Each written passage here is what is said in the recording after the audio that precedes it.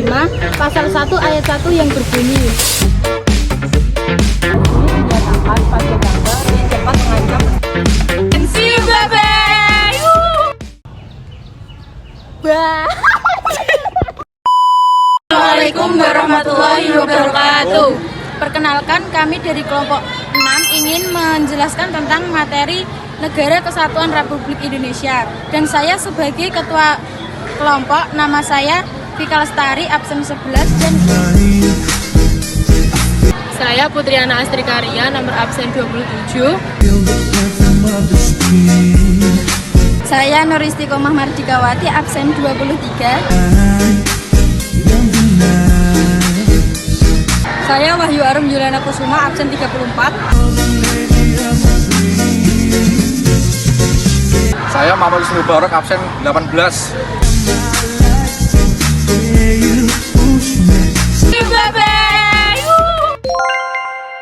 Apa saja sih konsep negara kesatuan itu?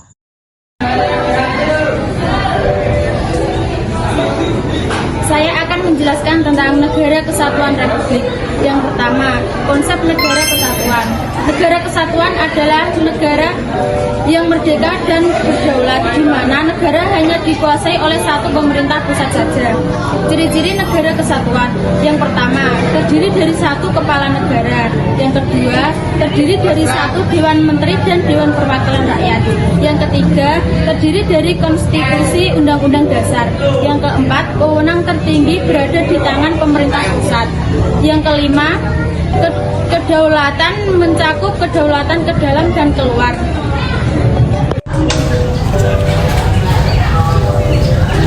Yang kedua, konsep negara Republik Indonesia.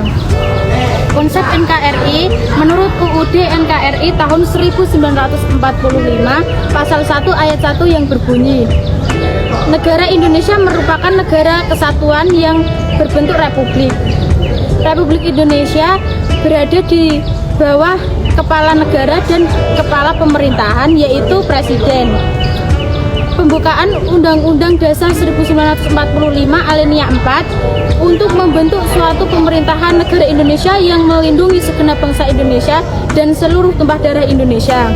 Artinya, Indonesia harus mempunyai pemerintahan yang kuat untuk melindungi dari ancaman luar negeri ataupun di dalam negeri, dan untuk bisa mensejahterakan rakyat Indonesia.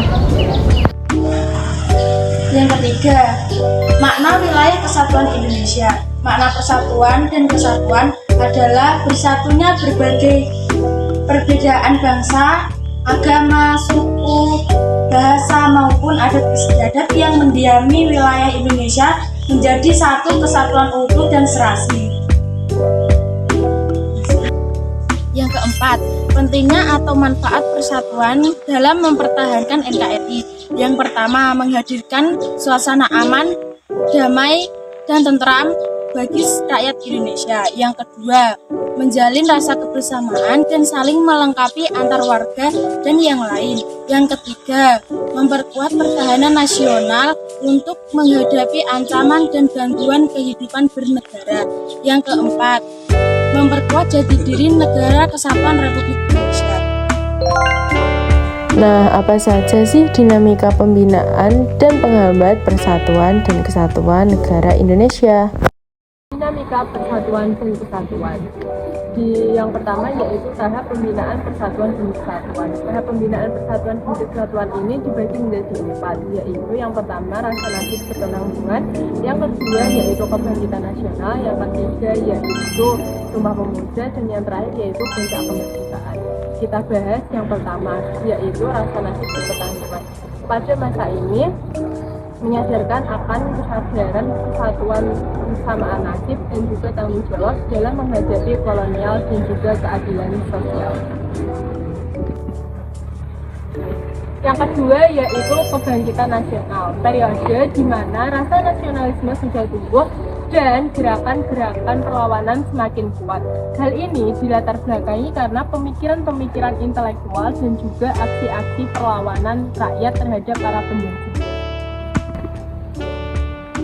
Yang ketiga yaitu Sumpah Pemuda, momen bersejarah bagi pemuda Indonesia dari berbagai macam etnis, bertekad untuk kemerdekaan Indonesia dan memunculkan rasa nasionalisme terhadap negara. Hal ini diperingati tiap tahunnya pada tanggal 28 Oktober. Yang keempat dan yang terakhir yaitu Puncak Kemerdekaan Indonesia. Puncak Pembinaan Persatuan dan Kesatuan Republik Indonesia secara resmi dinyatakan pada tanggal 17 Agustus tahun 1945, di mana Indonesia mengakhiri masa penjajahan dan merupakan suatu awal negara Indonesia merdeka. Yang kedua yaitu momentum penghambat persatuan dan kesatuan Indonesia. Momentum penghambat persatuan dan kesatuan Indonesia ini terbagi menjadi 4. Yang pertama yaitu kurang harmoninya hubungan pemerintahan pusat dan hubungan pemerintahan daerah. Yang kedua yaitu kegagalan badan konstituante. Yang ketiga yaitu gerakan separatisme, dan yang terakhir yaitu perubahan sistem pemerintahan. Kita usut satu persatu. Yang pertama yaitu kurang harmoninya hubungan pemerintahan pusat dan hubungan pemerintahan daerah. Hal ini melemahkan koordinasi dan kesatuan dalam pengambilan keputusan serta implementasi kebijakan nasional. Yang kedua yaitu kegagalan badan konstituante. Kegagalan BK dalam menyusun konstitusi ini dapat menimbulkan ketidakpastian hukum dan juga politik, serta dapat menimbulkan ketegangan antar kelompok politik yang dapat memecahkan persatuan. Yang ketiga yaitu adanya gerakan separatisme. Adanya gerakan separatisme ini dapat mengancam persatuan dan kesatuan untuk menuntut kemerdekaan Indonesia. Hal ini dipicu karena ketidakpastian pemerintahan pusat serta isu-isu kebijakan nasional. Yang terakhir yaitu perubahan sistem pemerintahan. Perubahan sistem pemerintahan yang tidak baik atau tidak dapat diterima secara luas dapat menimbulkan ketidakstabilan politik atau mengganggu konsensus nasional. Hal ini dapat memicu konflik antar kelompok, yaitu berupa politik dan juga sosial. Berikut adalah ancaman dan strategi persatuan dan kesatuan. Yang selanjutnya ada ancaman persatuan dan kesatuan di dalam berbagai bidang. Yang pertama, di bidang politik meliputi ada dua macam, yang di dalam negeri meliputi separatisme dan di luar negeri meliputi intimidasi dan provokasi. Yang kedua, di bidang ideologi yang mengancam ideologi Pancasila, yaitu ideologi Islam radikal. Yang ketiga, di bidang ekonomi globalisasi Indonesia dibanjiri dengan produk dari luar negeri. Yang keempat, di bidang sosial dan budaya, ada dua, yang di dalam negeri meliputi isu-isu kemiskinan dan ketidakadilan, dan di luar negeri meliputi pengaruh negatif globalisasi. Yang berikutnya menghadapi ancaman persatuan dan kesatuan. Yang pertama, di bidang politik, menegakkan politik yang sehat dan demokratis. Yang kedua, di bidang pertanian, menjadikan sektor pertanian sebagai prioritas utama untuk dikembangkan. Yang ketiga, di bidang sosial dan budaya, mengenalkan nilai-nilai Pancasila di kehidupan sehari-hari. Yang terakhir, di bidang pertahanan dan keamanan, menegakkan sistem hukum yang adil dan sehat. Bagaimana sih mewujudkan persatuan dan kesatuan NKRI? Halo semuanya, di sini saya akan menjelaskan tentang faktor penghambat persatuan dan kesatuan bangsa Indonesia. Yang pertama, ada letak geografis. Indonesia memiliki banyak pulau di wilayah yang beragam, sehingga dapat menjadi penghalang dalam menciptakan persatuan dan kesatuan karena sulitnya mengintegrasikan dan mengkoordinasikan berbagai kepentingan dan aspirasi. Dan yang kedua ada pembangunan yang tidak merata. Adanya kebijakan pembangunan yang tidak memperhatikan kebutuhan dan potensi setiap wilayah secara merata dapat memperburuk ketidaksetaraan antar wilayah. Yang ketiga ada keberagaman masyarakat Indonesia. Adanya perbedaan sosial antar budaya, suku agama, dan etnis dapat menjadi penghambat dalam pembangunan persatuan dan kesatuan. Perbedaan tersebut bisa menyulitkan untuk menciptakan rasa solidaritas yang kuat. Yang keempat, ada munculnya gejala etnosentris. Etnosentris adalah sikap yang cenderung memandang kelompok etnis tertentu sebagai yang paling baik daripada kelompok-kelompok lainnya. Hal ini disebabkan karena ketidakadilan sosial ekonomi, konflik bersejarah, dan media sosial, penyelenggaraan informasi yang tidak akurat. Yang kelima ada melemahnya nilai budaya bangsa. Adanya globalisasi dengan mengadopsi nilai-nilai budaya dari luar yang dapat mengeluarkan identitas budaya lokal dan mengurangi rasa solidaritas antar bangsa.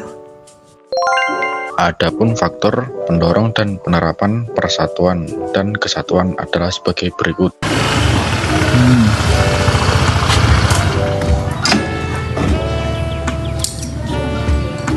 Hai teman-teman, apa saja sih faktor pendorong persatuan dan kesatuan bangsa Indonesia? Yaitu 1.